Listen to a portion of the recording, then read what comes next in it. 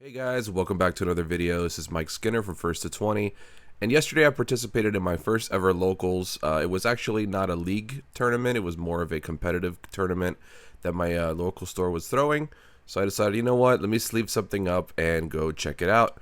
So originally I did want to play Emerald Amber. It seemed to be a very popular list, but I was not going to fork over the money for Rapunzel's. So I decided to go ahead and sleeve together this elusive list, and it is tweaked. I've seen a lot of different elusive lists out there. This one is a little different, so I know everybody has their little touches on it. A lot of players weren't there this weekend because there was a different card game tournament going on up north. So a lot of players that were also playing Lorcana weren't present, but we still managed to get together 16 players with a cut to top 4, and I did go undefeated in the tournament. So that was very nice, and I did play against, you know, blue-red control, purple-red control, which is a huge thing right now. So I thought this was an interesting deck and not as expensive as some of the others, and definitely viable for your local tournaments if you want to go ahead and sleeve this up.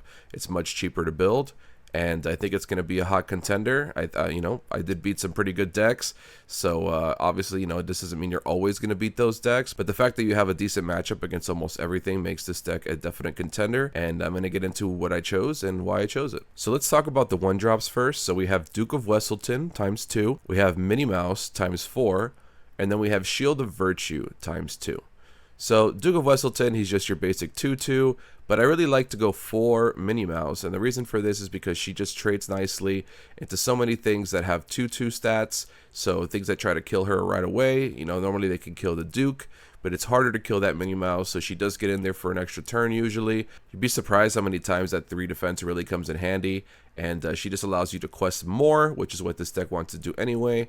And then we have 2 Shield of Virtue. This was a late addition, but it is absolutely phenomenal in this deck. In top 4, I played against the purple-red deck that was playing Aladdin's, and this card was so good against that because I was able to tap my evasive guys and tap other guys that are not evasive, but then untap them with the shield, making my board pretty much impossible for Aladdin to interact with. So Shield of Virtue is very good. It also has a great interaction with Cusco, who we play in the deck. Cusco's already hard to kill enough, but with Shield of Virtue, you can go ahead and ready him, making him really impossible to kill unless your opponent plays a board wipe. Alright, so getting into the 2 drops, we do have a few here. So we have 2 of Cruella de Vil.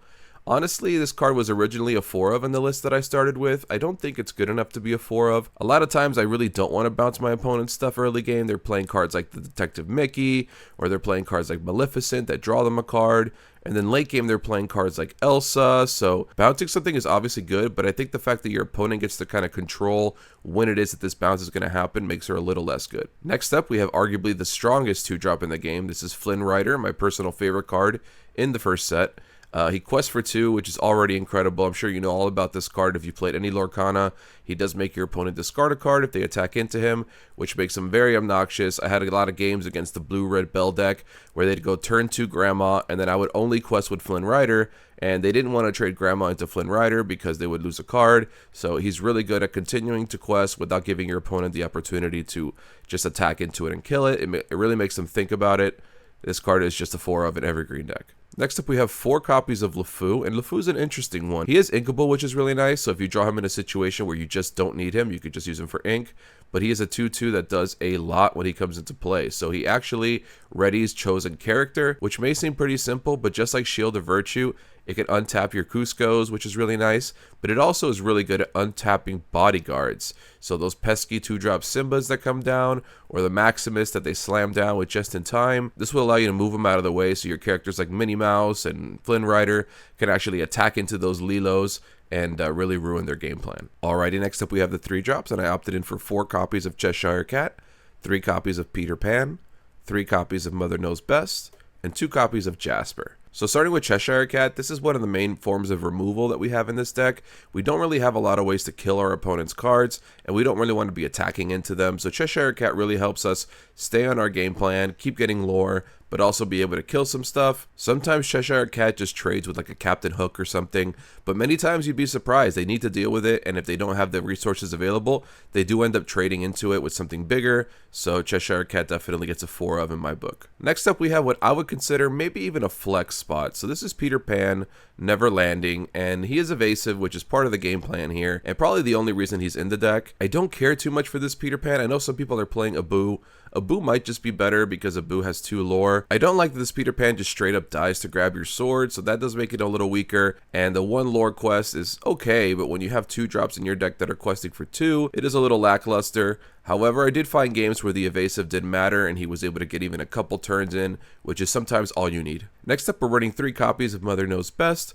Obviously, is a very strong song, so this one lets you choose when you want to do it. You know, your opponent won't know that it's coming, so it makes it a lot better than Cruella's effect. This card honestly just came in clutch in so many games. There was a game where the control player had Mickey Mouse 8-drop, and I managed to bounce this guy 3 times in combination with 2 Mother Knows Best and a Genie, to a point where he ended up just inking the Mickey Mouse, which is hilarious. Although it's not hard removal, a lot of times it does buy us the time we need to get in our game plan and get to 20 lore. Next up we have Jasper, and we played 2 copies of Jasper. Although Jasper is generally an early game card, I did have a lot of situations in the late game where I had Jasper in play with Shield of Virtue, and Jasper would allow me to quest with him, untap him with the Shield of Virtue, and then essentially just shut down something from questing without having the repercussions of being attacked, so that was really nice. Alright, getting into the 4 drops, we have 4 copies of Pongo, 2 copies of Hans, and 4 copies of Tinkerbell. So Pongo and Tinkerbell essentially the same card, although I do end up inking Tinkerbell a lot just to play Pongo because he's definitely cooler.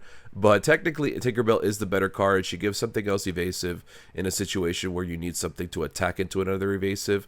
I never had that come up in any game, so I usually just played Pongo, but it is nice to know that Tinkerbell can help you do that. These cards are just solid beaters. They are both evasive and impossible to deal with, and these guys get in for a ton of lore. Your opponent literally has to smash them immediately or find a way to kill them, or else they would just end the game by themselves. We're also playing 2 copies of Hans, which I did consider playing more than 2 copies.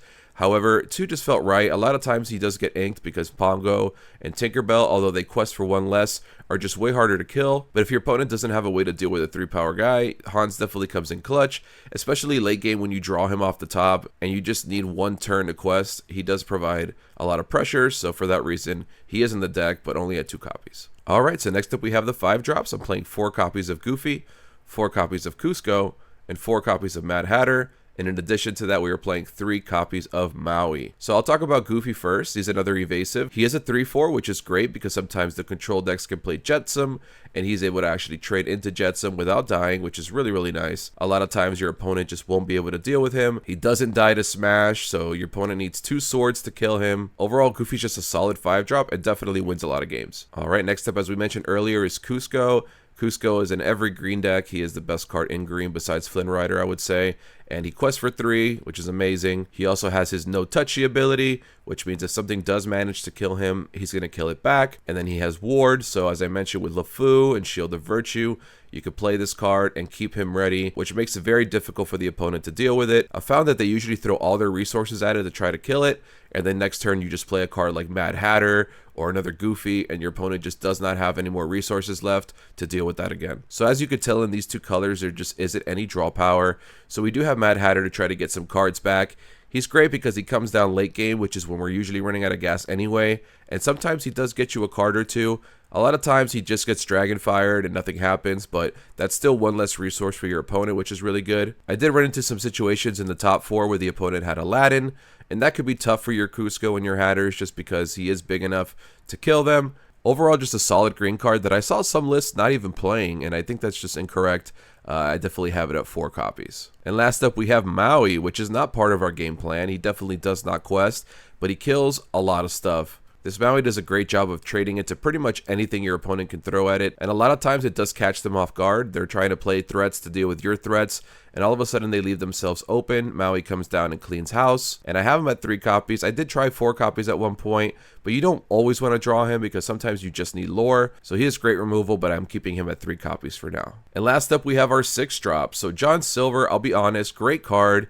Never came into play in the tournament. I usually use them as ink, but his effect is very strong. When he comes down, he can make something reckless. Although he is really strong, I wouldn't say he's a requirement in this deck, so he's definitely a flex spot if there's something you prefer. So last up we have Genie, and this card was super powerful the whole tournament. I played him in almost every single game. Every time he hit something, it just felt really good. It was slowing the opponent down or stopping them from getting back into the game.